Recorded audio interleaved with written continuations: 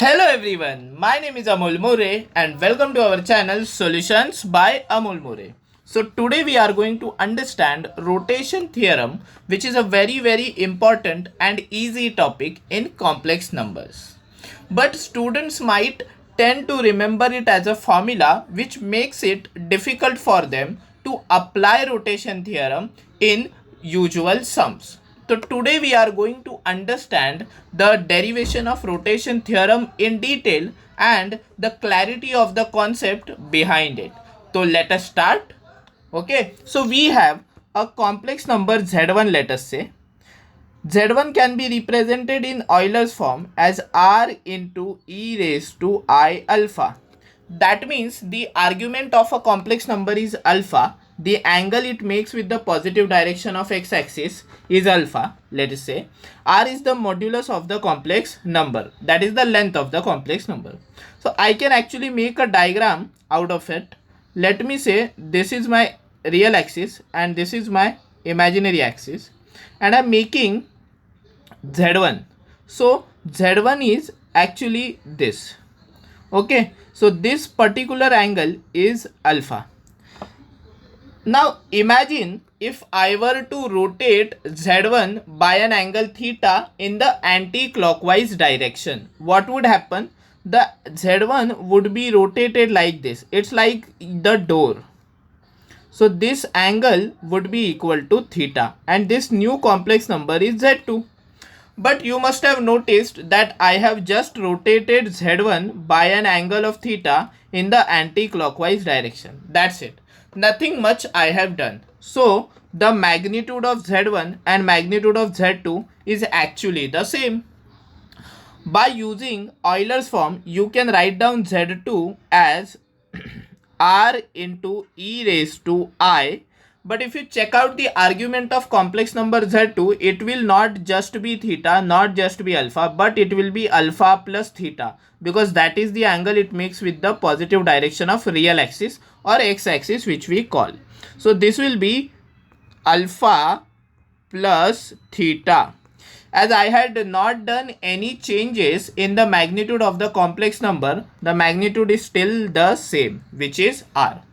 Now let me simplify this even further. Z2 will be equal to r into e raised to I alpha into e raised to I theta. Basic property of laws of indices, a raised to m plus n will be equal to a raised to m dot a raised to n, because I got multiplied with alpha I alpha and I got multiplied with theta I theta. In between there was a plus, so applying laws of indices we get this.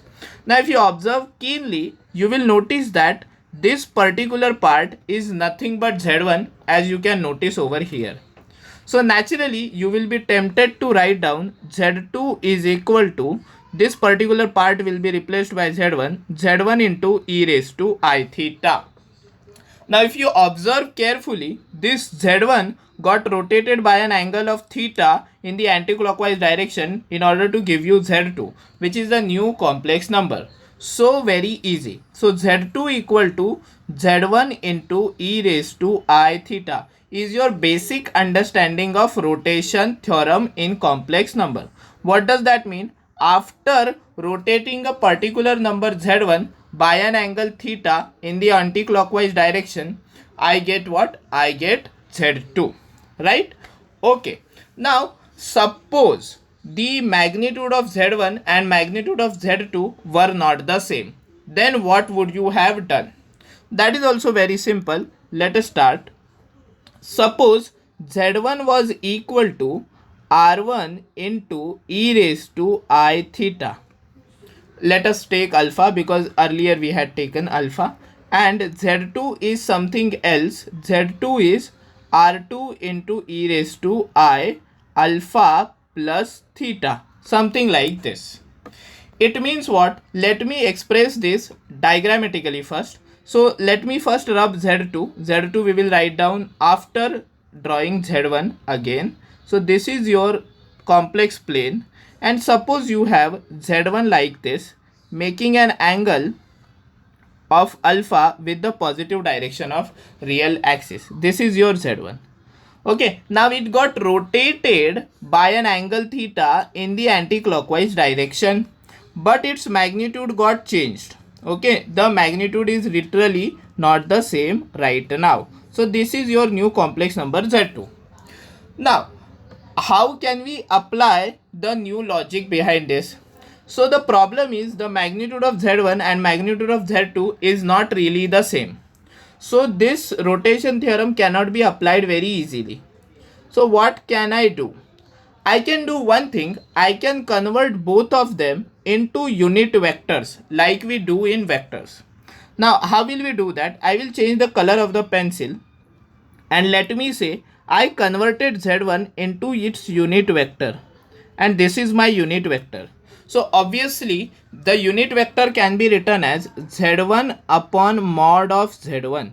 Did you get that? Z1 upon mod of Z1 would be the same complex number, but its magnitude or modulus got reduced or got increased or whatever, it got changed to 1 unit because we have divided by its magnitude. Suppose the magnitude of Z1 was 5, then this new complex number, I will call this OP, is actually Z1 by mod of Z1, but its magnitude is 1. It means its R is 1 into e raised to I alpha.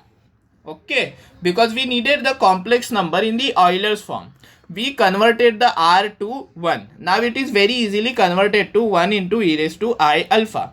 Similarly, the same thing I will do with the other complex number and convert it into OQ, which is a unit complex number. It means its magnitude will be Z2 upon mod of Z2.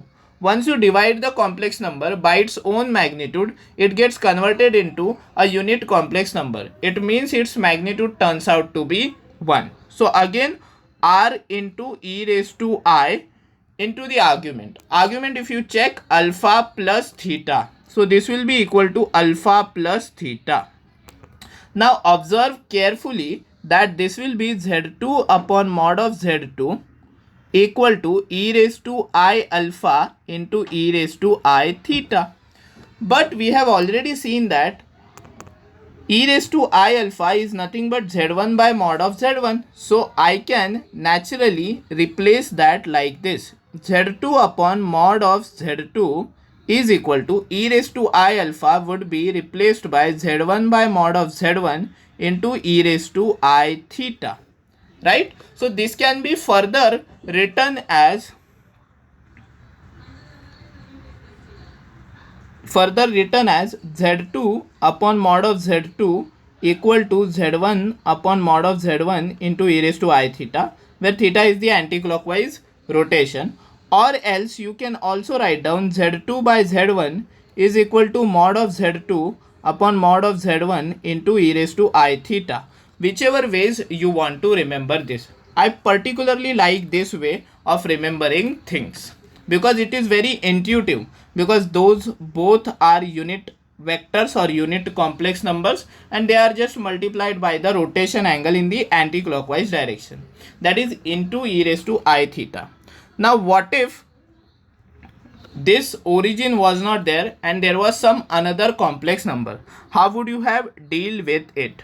So very simply, suppose you have a complex number this Z3 Z1 and that got turned into something this Z2 Z1. Both have different magnitudes and the angle of rotation is in the anti-clockwise direction, which is theta. Right? So again the same logic you can apply. How would you do that? Let us see how. First of all, we have the first complex number, or you can say vector, which is Z1 minus Z1 minus Z3, but I will convert that into unit like this. So I will call this OP. I will call this OP. Okay, so that will be Z1 minus Z3, but its magnitude has to be converted to 1. So that will be magnitude of Z1 minus Z3 is equal to, now again the other one, that is OQ, has to be converted into unit vector. So that will be Z2 minus Z3 upon magnitude of Z2 minus Z3 into e raised to I theta. So if you observe carefully, I have written the same thing which I had written over here.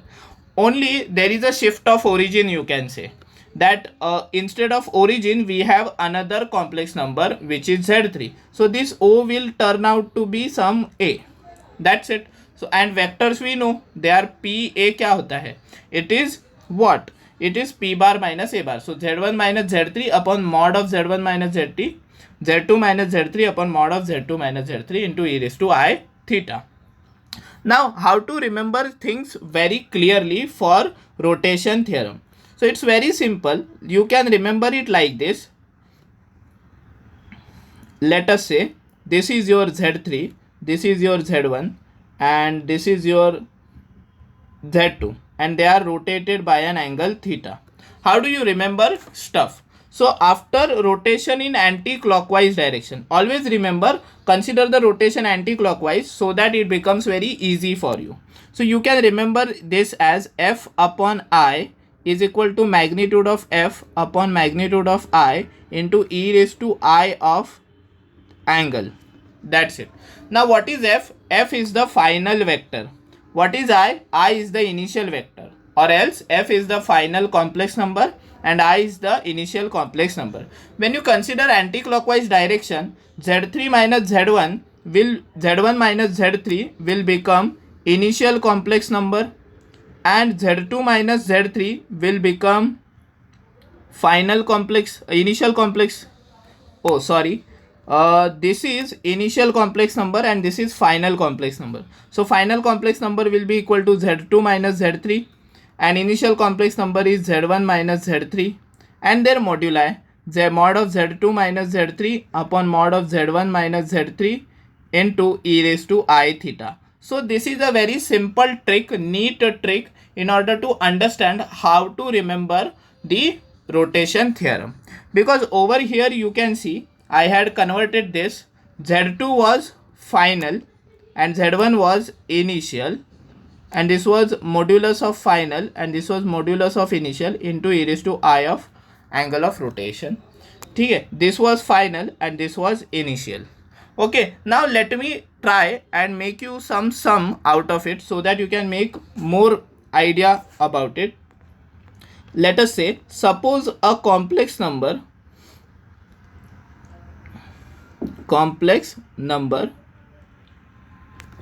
2 plus phi I is rotated in anti-clockwise direction. Okay, anti-clockwise direction by pi radian and is stretched 3 times. What will be the new complex number? What will be the new complex number? So very easy. We will first understand how does it go. Okay, so first of all, initial complex number is 2 plus phi I. So you can write this down as this.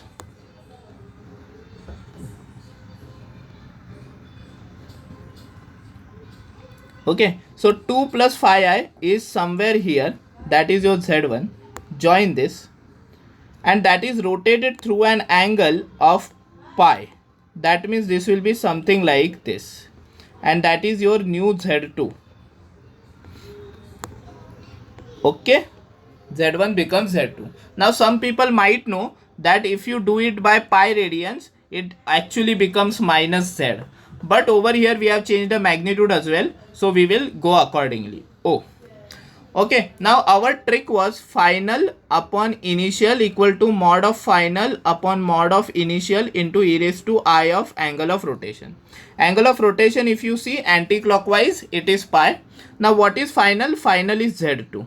What is initial? This was final, right? Z2 is final. Z2 minus 0 you write down, it is Z2 only. What is initial? Z1 minus 0. So that is Z1 only. Okay, final is mod of Z2 and initial is mod of Z1 into e raised to I pi. Okay, so Z2 will be equal to Z1 into mod of Z2. Now it is stretched 3 times, means the magnitude will become 3 times. So 3 times magnitude. So Z2 magnitude is actually 3 times mod of z1 because it was stretched 3 times. So instead of z2 I write down 3 times mod of z1 upon mod of z1 into e raised to I pi. You can see mod of z1 got cancelled and z2 is actually equal to z1 into e raised to I pi, right? So z2 is equal to, z1 was given to me as 2 plus phi I, so you can write down 2 plus phi I, and there was actually one 3 also which I missed over here, so this I will write down 3 into 3 into e raised to I pi. E raised to I pi is cos pi plus I sin pi, or else you can remember cos pi is minus 1, so this will be 6 plus 15i, right? And cos pi is minus 1 plus I into 0. So this will be minus 6 minus 15i. That is your new complex number. I hope you understood it. How did we do it? How did we do it? Let us have once again the look. 2 plus phi I was rotated anticlockwise by pi radian and stretched 3 times. So final by initial, magnitude of final by magnitude of initial. And as it was stretched 3 times, I have written 3 times mod of z1. Mod of z1 got cancelled and z1 was already given to me, and it is rotated by e raised to I pi hence. Okay. Now let us do one more sum. Suppose a complex number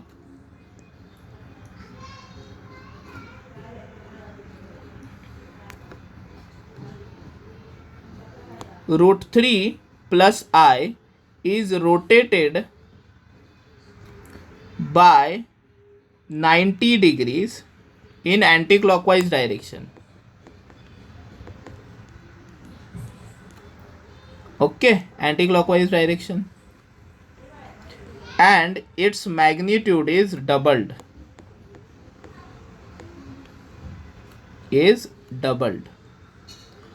What is the new complex number? Now I will not even need the diagram, right? Now that was the first sum, hence I shown you the diagram. Now I hope you also don't need the diagram because the concept is very clear. Concept is what? Final upon initial equal to magnitude of final, magnitude of initial into e raised to I of anti-clockwise angle of rotation.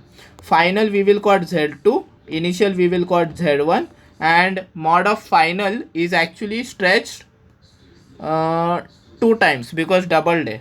So this will be 2 times magnitude of z1 and this will be magnitude of z1 only because mod of z2 is 2 times magnitude of z1, e raised to I pi by 2. So z2 is actually equal to 2 times z1 because this will get cancelled, e raised to I pi by 2. So z2 is 2 times root 3 plus I because z1 was given by me as root 3 plus I into cos of pi by 2 plus I sin of pi by 2. So this will change into 2 root 3 plus 2i. Let me check the next page. 2 root 3 plus 2i, right? And cos pi by 2 is 0 and sin pi by 2 is 1.